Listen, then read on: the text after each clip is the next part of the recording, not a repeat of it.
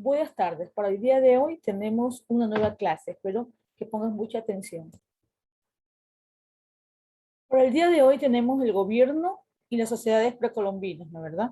De las sociedades precolombinas. Vamos a ver cómo eran esos gobiernos, ¿no? En lo que era la organización política social de los mayas, eran, eh, eran dirigidos por la máxima autoridad, que era el Alayuni, que estaban estructurados en ciudades-estados. ¿Y alguna vez ustedes pensaron que los pueblos precolombinos, o sea, precolombinos, antes de la llegada de Colón, no tenían organización o estaban saltando en el campo? No.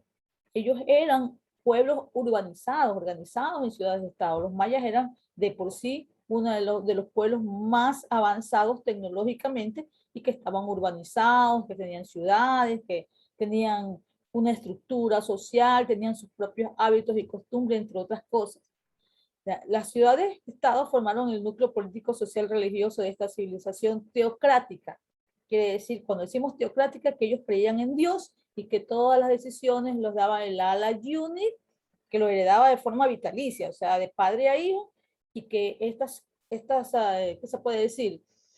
Órdenes que de pronto esta persona daba eran pues del propio Dios que estaba en el cielo. Entonces, ellos tenían esa convicción teocrática, ¿no?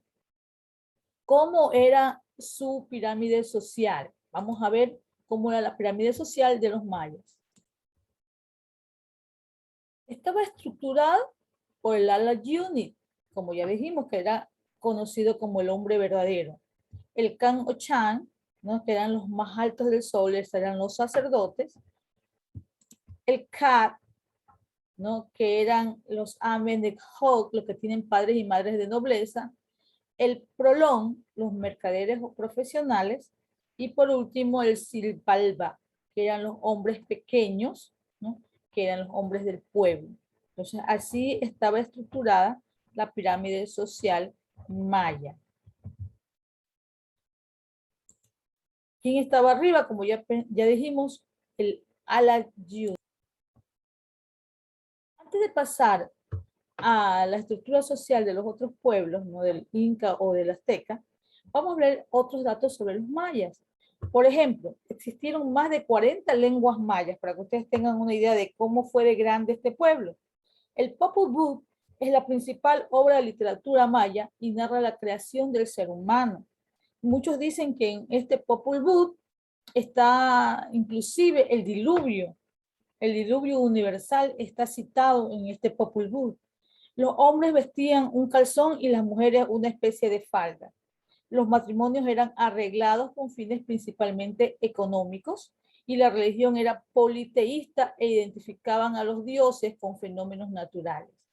Practicaban sacrificios humanos, lo que yo les mencionaba, creo antes, parece que les mencioné, que ellos eran muy sanguinarios, ¿no? Ellos pensaban que sacrificar a sus esclavos, no, las personas, a los de prisioneros de guerra, porque era un pueblo bastante expansionista, por lo tanto guerrero, siempre tomaba prisioneros de guerra, entonces era algo muy natural, le sacaba el corazón, se lo ofrecía al dios, ¿no? Entonces al dios sol, bueno, en tantas cosas, en sus creencias. En cambio, el Inca era descendiente del sol. Los pueblos andinos fueron agrupados en extensos imperios unificados culturalmente y políticamente. Fueron llamados, aquí hay un dato muy importante, como el Tahuantinsuyo. La máxima autoridad ejercida era el Inca, una especie de emperador que dirigía cada aspecto de la vida de los mayas, ¿no? ¿Verdad? Estamos ahorita en los incas, no, dirige cada aspecto de la vida de los incas. De la figura del Inca toma nombre el imperio bajo su dominio, que es el imperio Inca, el imperio que era del sur, de América del Sur, y también con ese vocablo se denomina las culturas andinas que se encontraban dentro de su jurisdicción, una gran cantidad de tierra, además de tener características absolutistas, que quiere decir solamente el Inca dictaba todas las leyes, era el que tenía todo el poder. El gobierno hereditario del Inca era teocrático, lo mismo, ¿no? Ellos pensaban que eran puestos por el mismo Dios. El Inca era el representante de Dios en la tierra, era teocrático. y representaba, pues, por tanto, era jefe de la orden sacerdotal, ¿no? Y vamos a ver ahora cómo está estructurado en la pirámide social. La estructura social en el imperio inca está, pues, lógicamente con el inca que está puesto en la pirámide, en la cúspide. El Aki, el hijo del inca, en la segunda parte, los panacas reales, primeras generaciones de cada panaca, la nobleza de sangre, restantes miembros de las panacas, nobleza de privilegio, personas que se destacan por sus servicios, sacerdotes, a los jefes de los pueblos subyugados, el Aton Runa, el pueblo en general, el Aton Runa, ¿no? Ese Runa que escuchamos que es un pichuismo, ¿no? Cuando le decimos, por ejemplo, a los animales, es un Runa, ¿no? ¿Por qué? Porque justamente hablamos de pueblo, ¿no? De gente del pueblo. Los mitimaes, grupos que eran trasladados para colonizar nuevas regiones, ¿no? Yanaconas, servidores del Inca y del imperio, muchos de ellos eran prisioneros. Entonces, de esa manera, el Inca, la realeza, la nobleza y el pueblo estaban distribuidos y subdivididos también.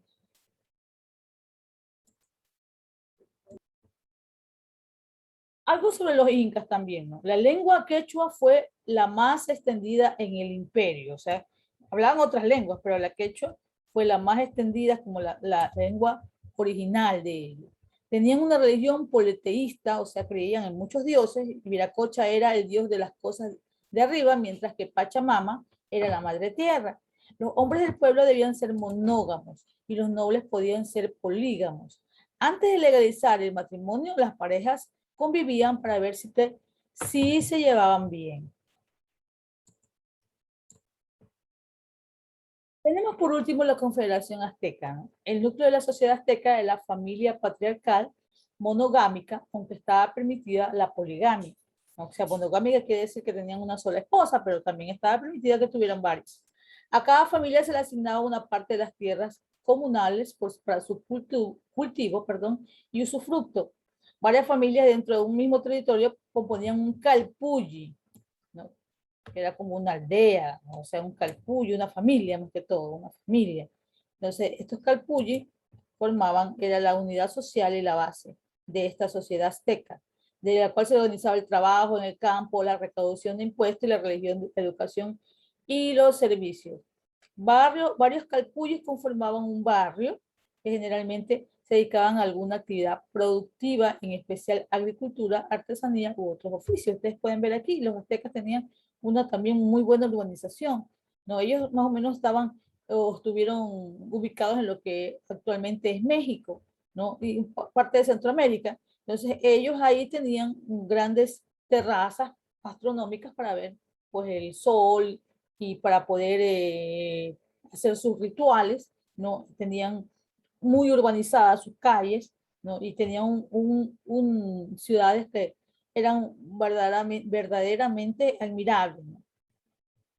Bueno, entonces vamos a ver ahora cómo estaban socialmente organizados.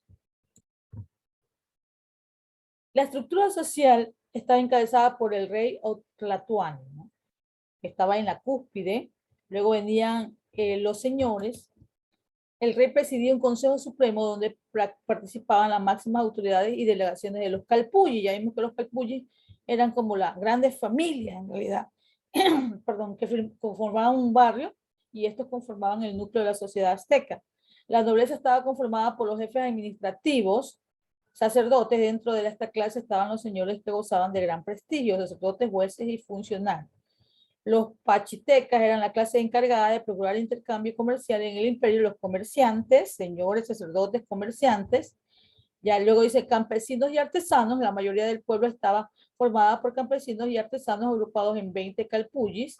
Y los siervos y esclavos. Los siervos estaban conformados por la fuerza laboral del imperio y eran los que hacían las grandes estructuras arquitectónicas, como en los demás pueblos, así era, ¿no? La gente del pueblo era la que trabajaba, ¿no? Que estaban en la base de la pirámide social. Entonces, ya conocemos nosotros cómo estaba conformada la sociedad azteca de forma piramidal.